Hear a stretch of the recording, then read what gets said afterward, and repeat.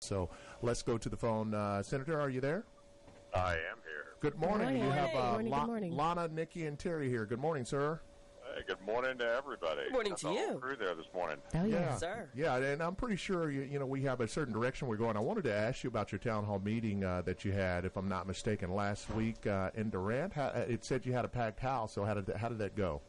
It actually went very well. We've done multiple town hall meetings all around the state last week and this week. I'm on my way to Ponca City, America, right now, and going to do meetings there. But get a chance to travel around. Lots of questions. Lots of folks want to talk about education, talk about terrorism, talk about risk, talk about family issues.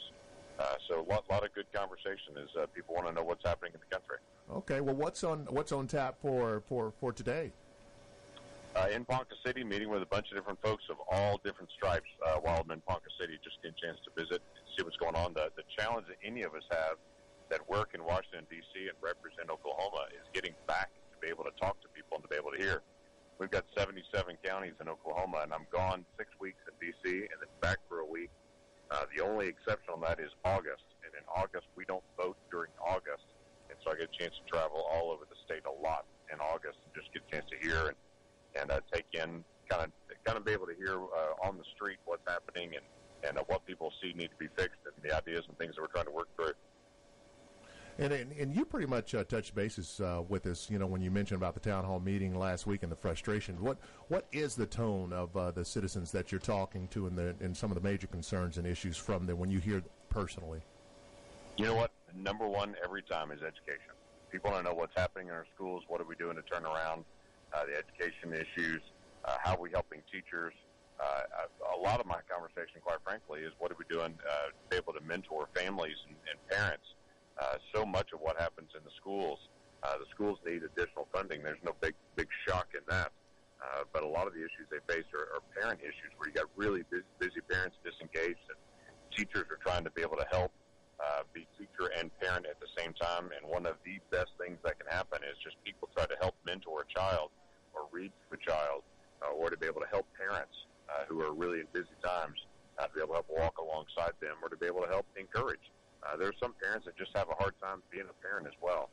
And so for all the good parents that are out there that are doing a great job, just being able to walk alongside somebody and say, hey, let me give you some advice about how to be able to do this better, helps not only that parent and that child, it helps the classroom as well. That's not a government solution. That's just a neighbor and a family and a church solution. Lots of churches come alongside a lot of families and be able to help them, and that directly helps our schools. So outside of the state, sir, what do you think is one of the most pressing political issues of our nation? Oh, gosh, we deal with terrorism and real threats from around the world. That becomes obvious to everybody, whether that's through Islamic extremist terrorism, whether that is through narcotics and narco-trafficking, which we don't talk about near enough. But there are more Americans that are killed by narco-traffickers moving drugs out of Mexico and Central America into the United States that are killed by Islamic extremists every year. Somehow we as a country are getting used to having that kind of drug amounts onto the street, but there are record amounts of drugs that are moving in out of Mexico this year. Heroin's being produced in a number that's never been produced before there, and the amount of cocaine coming out of South America towards the United States is in record numbers too. That'll have a real damaging effect on our families and our communities, and so that's a big deal that a lot of people want to be able to talk about. And then just talk about debt, budget, how we're going to try to get everything online with government. It's no big surprise to anybody. There's a lot of debt happening right now in the country. I know one of the things that you were on the floor within the last month, you talked about coming back, as far as you keep talking about bringing back the family structure, coming to the table on Sundays. So will you talk more in depth about that? Oh, yeah. No, glad to. Yeah, I get weary of hearing everyone talk about a national conversation on race, and that we need to have a national conversation on race. And I think some people perceive that as a group of political leaders all sitting down with a bunch of cameras around them, and that's how we'll have a national conversation. Most national conversations that we have are around dinner tables. That's where a lot of the national conversation really happens. And so I started about 3 weeks ago asking people point blank, have you ever had a person of a different race, their family, in your home for dinner? And just to be able to challenge, to say, are we really developing relationships? Because it's when we get our feet under the same table that we get all the issues on the table. And to me, that is the first step to actually solving some of the race issues in America. We've come a long way on race over the last 2 centuries, but we still have a long way to go. And my perception is that there are some folks that just don't want to take the next step to be able to resolve it. And they'll say, I work with someone from another race, or I know people from another race, but we're not developing those friendships to take that next step. And often just having someone in your home, having their family and your family's home sitting around the table and just having normal conversation helps bring down the barriers. So when hard issues need to happen, you already know someone who is you can have those issues. And that's going to take, again, some time, but I think that's the best way to be able to break down the stereotypes is if you actually get to know people and sit around a table and be able to talk. So I call it Solution Sundays, and tell people if you want to be part of the solution, pick any Sunday for lunch or for dinner, invite someone of a different race to your home, and to be able to just sit down as 2 families and just be able to have real conversation. So who'd you have at your home this Sunday? I didn't have anyone in my home this past Sunday, but I have had a lot of different folks at my home in different days, and that's been a common thing for us in our family we've done for a long time, just for the friends and relationships that we have of various races. So that's one of the things that I was surprised how many people that I've talked to that's not common in their life. I'm trying to bring it to a point to say you can't have a common set of relationships until you have a first relationship that's close enough to be able to have that in your home. So what's for dinner this Sunday so I can come by? Oh, let's organize that. This Sunday I'm out of town, but let's do that. That'd be fun. I would like to ask you. By the way, I'm serious about that. That'd be fun. Okay. I would like to ask you, have you had any conversation or dialogue with our Governor, Mary Fallin, about race relations? And if so, what is she saying, or has she offered any suggestions on how we can better this issue?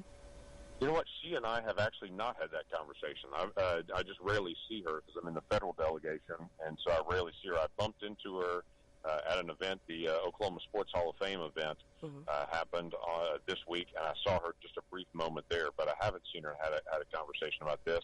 I do have this conversation with a lot of our federal folks. Tim Scott, who is a senator from South Carolina, he and I both put out a big story in Time magazine last week about Solution Sundays, and talking about here's how we can start to deal with some of the race issues in America. It's getting families to talk to families and start breaking this down. But I do talk about this. In fact, we talked about that town hall meeting in Durant. I was in Tulsa yesterday. These issues came up in Tulsa as well.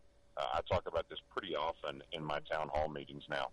Well, did you have to go across the aisle? Because I'm looking at this, and I understand that is Tim Scott. He's also a Republican. So was it difficult for you gentlemen to go across the aisle to even get some Democrats on board for this solution? Oh, no, not for something like this. No, ma'am. No, it is a part of our conversation. This I keep telling people shouldn't be a partisan issue.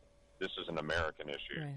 And so it's not Republican, Democrat. This is what are we going to do to be able to solve this. Now, you get into legislation of what do we need to do on one piece or another and exactly how you need to write it.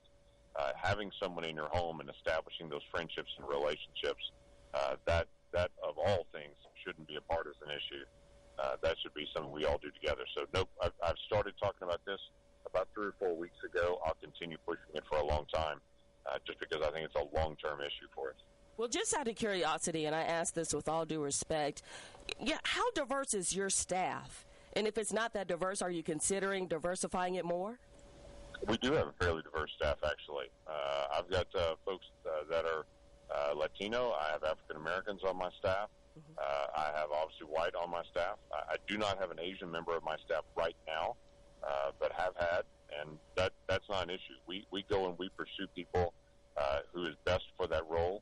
And we take it in, and I do not look at race at all in our staff. And so for instance, my communications director is an African-American, and I think he's one of the highest-ranking staff members in Washington, D.C., in the Senate that is an African-American. Well, Senator, we know you have other interviews lined up. I just wanted to ask you real quickly before we close. I know, of course, you have a lot of great ties going back to Falls Creek. What is your input concerning the issue of having to talk about security in a place of worship now? with concerns. I just attended a meeting a couple of days ago, and where the churches are sitting down and they're having to talk about security beyond just having men at the door. So, what is your input concerning that? It is painful to be able to have those discussions. When you talk about a place of worship, it's always been a secure place to have it. But after Charleston, a year and a half ago now, after that event, when you realize there was someone walked into a church, sat down in a prayer meeting, prayed with individuals for an hour, and then pulled out a gun and shot them, it changes everything in the dynamic of a church. And you realize churches of all places have to be open to all people and to be able to help people in their deepest, darkest needs. And there are people, every person, in fact, that walks through the doors of a church is dealing with their own personal issues. But that is separate from trying to actually keep people secure. So most churches that I talk to and talk about, they're examining, do they have armed security there? How do they certify those individuals? How do they bring stability to people when they come to visit church?